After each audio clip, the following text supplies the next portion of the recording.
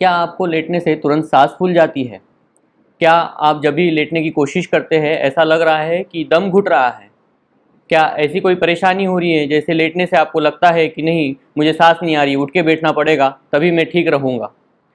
कभी कभी ऐसा भी होता है कि आप लेट जाते हैं, 2-3 घंटे आराम से लेटने के बाद आपको लगता है कि अचानक से मेरा दम घुट रहा है, मुझे खुली हवा चाहिए, और आप उठ के थोड़ा टहलने के बाद आपको अच्छा लगता है और फिर नींद की तरफ दौड़ते हैं। इन दोनों कंडीशंस को ऑर्थोपनिया या पीएनडी कहा जाता है।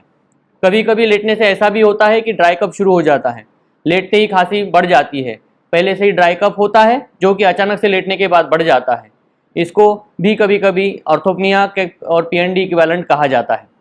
तो ये तीनों सिम्टम्स आपको लंबे समय से अगर है तो ये कुछ स्पेसिफिक डिसीज़ की तरफ संकेत कर रहे हैं। इन डिसीजेस को आपको अच्छे से जानने की ज़रूरत है क्योंकि इनमें से कुछ बीमारियां जानलेवा भी हैं। तो इन तीनों कंडीशंस के बारे में आज हम बात करेंगे कि ऑर्थोपनिया, पीएनडी और अगर ड्राई कफ है तो ये क्या संकेत करते हैं। मैं डॉक्टर श्रीपाद, गैस्ट्रो हॉस्पिटल, स्वरूप नगर, कानपुर से।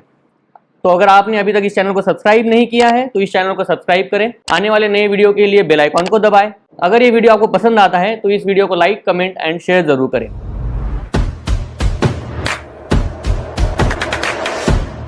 हम बात कर रहे हैं 3 ऐसे खतरनाक सिम्टम्स की जिसका मतलब होता है orthopnoea, PND and dry cough, जो लेटने पे ही हो रहा है। बैठने से आपको अच्छा लग रहा है मगर लेटने से परेशानी हो रही है। तो ये तीनों सिम्टम्स अगर है तो इसमें सबसे पहली और इम्पॉर्टेंट बीमारी आती है हार्ट फेल्योर। हार्ट फेल्योर किसी भी वजह से हो सकता है, हार्ट अटैक की वजह से, वॉल्वुलर हार्ट डिसीज की वजह से, मायोकार्डाइटिस की वजह से या कार्डियोमायोपैथी की वजह से। इन किसी कंडीशन की वजह से अगर हार्ट फेल हो रहा है तो फेफड़े में पानी भरता है और लेटने से ये पानी फेफड़े में और तेजी से भरता है, इसीलिए लेटने से ज़्यादा परेशानी होती है। जो मरीज़ हार्ट फेल्योर के या हार्ट के मरीज़ है जिनको अगर लेटने से परेशानी होनी शुरू हुई है तो उनको समझना पड़ेगा कि अपनी हार्ट जो है वो फेल्योर में जाना शुरू हुआ है और उसके लिए हमें कुछ करने की ज़रूरत है, आपको कंसल्टेशन करने की ज़रूरत है।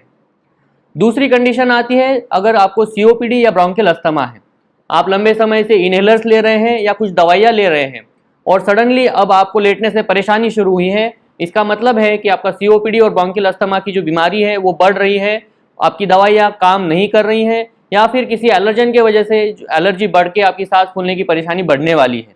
तो ये कुछ संकेत दे रहे हैं कि आपकी एलर्जी की जो कंडीशन है या अस्थमा की कंडीशन है वो खराब हो रही है। आपको डॉक्टर को दिखाने की ज़रूरत है, सलाह लेने की ज़रूरत है या नेबुलाइजेशन की फ्रीक्वेंसी बढ़ाने की ज़रूरत है। तीसरी कंडीशन आती है पोस्ट नेजल ड्रिप। लंबे समय से नज़ला, खांसी, जुकाम होने के बाद भी अगर ड्राई कफ हो रहा है तो इसका मतलब है कि जो सिक्रीशंस है, जो नेजल सिक्रीशंस है वो लेटने के बाद पोस्टीरियर फेरिंग्स में जा रहे हैं। फेरिंग्स की वजह से वो लैरिंग्स में इरिटेशन बढ़ाते हैं और ड्राई कफ शुरू होती है। तो ये एक कारण हो सकता है पोस्ट नेजल ड्रिप। दूसरा कारण हो सकता है कि जब इन्फेक्शन होता है, सोर थ्रोट होता है या गले की कोई भी इन्फेक्शन होती है तो सॉफ्ट पैलेट और गले के मसल जो है वो रिलैक्स होते हैं और वो हमेशा क्या करते हैं, लैरिंग्स को टच करने लगते हैं, जिसके वजह से गले में इरिटेशन होती है और खांसी का प्रमाण बढ़ता है। तो दूसरा कारण ये भी होता है। अगर गले में कोई पॉलिप भी है या पोस्टीरियर नेजल फेरिंग्स में पॉलिप है तो वो पॉलिप भी पीछे की तरफ लैरिंग्स में हमेशा इरिटेट करेगा, एयरवे को इरिटेट होगा तो खांसी जरूर आएगी। तो ये तीसरा कारण था, पोस्ट नेजल ड्रिप या फिर पॉलिप या फिर वहां पे होने वाला सॉफ्ट पैलेट का रिलैक्सेशन।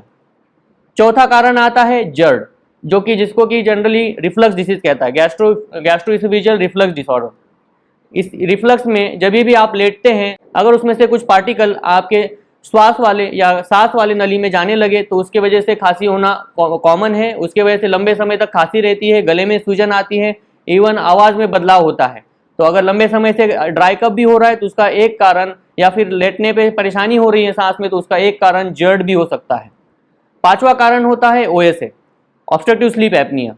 लेटने से सांस फूलना, जिन मरीजों का वजन ज़्यादा है, नेक शॉर्ट है या फिर जिन मरीजों को लेटने से घुटन महसूस होती है, नींद में अचानक से उठ के बैठ जाते हैं, पसीना पसीना घबराहट हो जाती है, ज़्यादा खर्राटे लेते हैं, ऐसे मरीजों को OSA की भी बीमारी हो सकती है।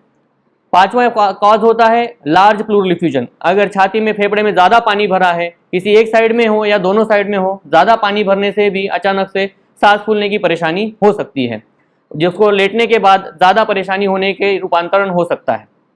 आखिरी कारण होता है अगर लार्ज एसाइटिस है या फिर पेट में कोई बड़ा ट्यूमर है जो कि पेट की इतनी ज़्यादा एरिया कवर कर रहा है कि वो लंग्स को दबा रहा है, जिसके वजह से लेटने के बाद भी आपको सांस फूलने की परेशानी हो सकती है। तो ये थे कुछ इंपॉर्टेंट कारण जिसके वजह से आपकी लेटने से सांस फूल सकती है। उसका सबसे इंपॉर्टेंट कारण होता है हार्ट फेल्यूर, दूसरा होता है सीओपीडी या ब्रोंकियल अस्थमा का एक्यूडिसर्बेशन, तीसरा होता है जर्ड, चौथा होता है जिसमें कि आता है पोस्ट नेजल ड्रिप, छठवां होता है लार्ज प्लूरल इफ्यूजन, असाइटिस। अगर इनमें से कोई भी परेशानी आपको हो रही है तो आपका कंसल्टेशन होना जरूरी है। Thank you.